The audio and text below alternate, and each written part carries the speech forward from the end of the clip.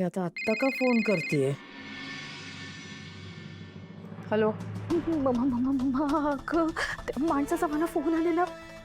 मग तो माझ्याकडे पैसे मागतोय. अगं, मी कुठून देऊ त्याला पैसे? तू बघितलं ना, मागच्या वेळेस माझा संसार मोडता मोडता राहिला. मग माझ्याकडे खरंच नाही आहेत पैसे. अगं, मी नाही देऊ शकत त्याला. प्लीज प्लीज तू त्या माणसाला सांग ना गं, मला फोन नको करू.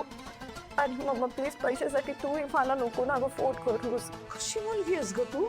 बच्चा, मी जे काही केलं ते सगळं तुझ्यासाठीच केलं ना. पण मग मी काय करू आता, तूच सांग मला. मम्मा, तो माणूस तनुच्या घरी आला तर हा, असं झालं तर आपल्या दोघींचं जगणं मुश्किल होऊन जाईल. मम्मा प्लीज प्लीज प्लीज, पण तू त्या माणसाला सांग की मला फोन नको करू. हा प्लीज. ओके, मी ठेवते आता फोन.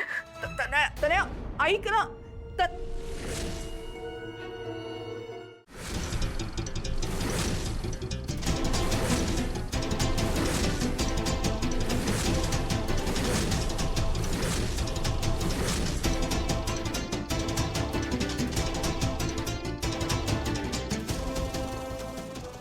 एवढ्या रात्री कोणाशी बोलत होतीस फोनवर?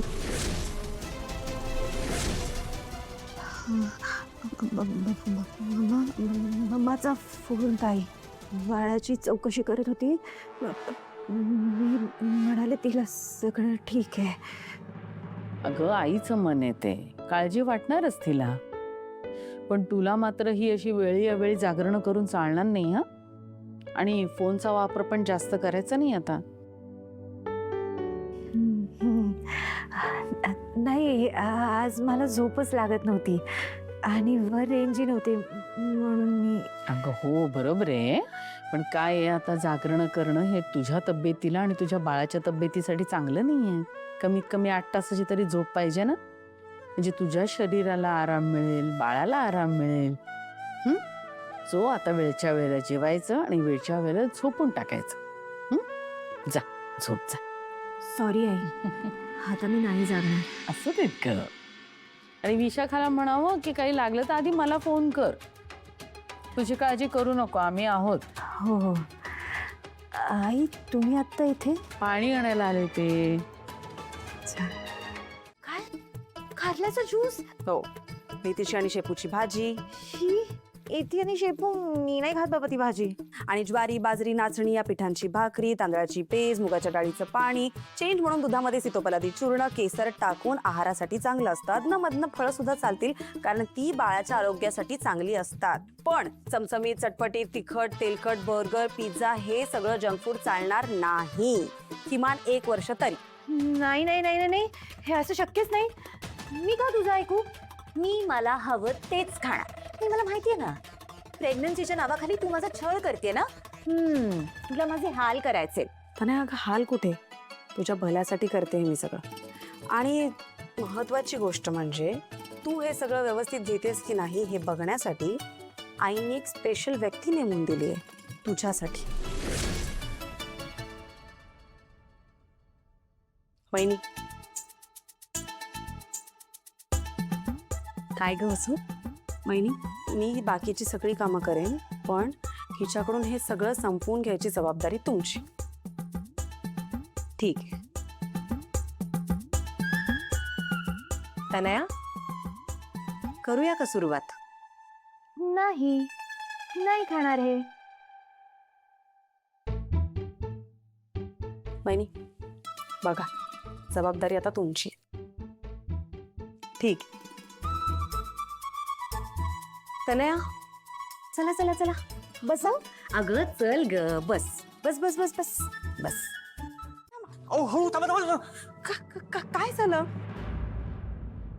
नाही, काही नाही. तुम्ही एवढं जोरजोरात धावत येत होता, तुमचा पाय घसरला असं, तुम्ही पडला असतात म्हणून मी आधीच तुम्हाला पकडायला इथे आलो. फ्लर्ट करताय? खरं तर हो, पण लग्नाच्या बायकोवर प्रेम व्यक्त करण्यासाठी फ्लर्ट करण्यापेक्षा रोमॅन्स करायला आवडलं असतं मला. सकाळी सकाळी मूड वेगळाच दिसतोय. अर्थात.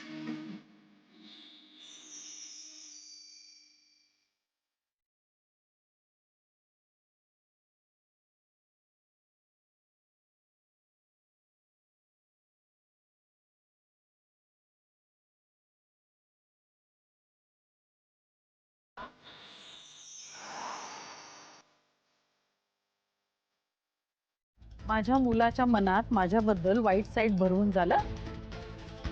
माझ्या बोलण्यामुळे तुला किती वाईट वाटलं हेही सांगून झालं असेल. आई मी त्यांना काहीच सांगितलं नाही आणि मला हे सगळं सांगायची गरजही नाही. हो वाईट वाटलं असेल की नाही. मी जेव्हा म्हटलं की बनीला ह्याच्यात तर काहीही मिळणार नाही, वाईट नाही वाटलं तुला? वाईट आणि मला बनीसाठी अजिबात नाही वाटलं. आई माझ्याकडे आणि बनीकडे आकाशरावांनी नावावर केलेली इतकी मोठी इस्टेट असताना त्या इस्टेटीचं काय कौतुक असणार आहे मला. तुझ्या नावावर आकाशने इस्टेट केली, बनीला सुद्धा दिली. मला कसं विचारलं नाही त्यांनी, मला कसं काही सांगितलं नाही? हा असं काय आहे त्यांनी तुला आणि बनीला दिलंय? हा काय दिलंय काय त्यांनी सांग मला आधी. प्रेम.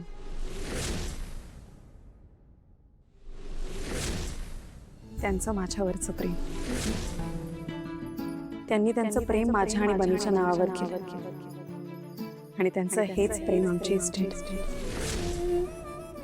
आणि ही इस्टेट आमच्या नावावर करण्यासाठी त्यांना कुठल्या परवानगीची गरज नाही.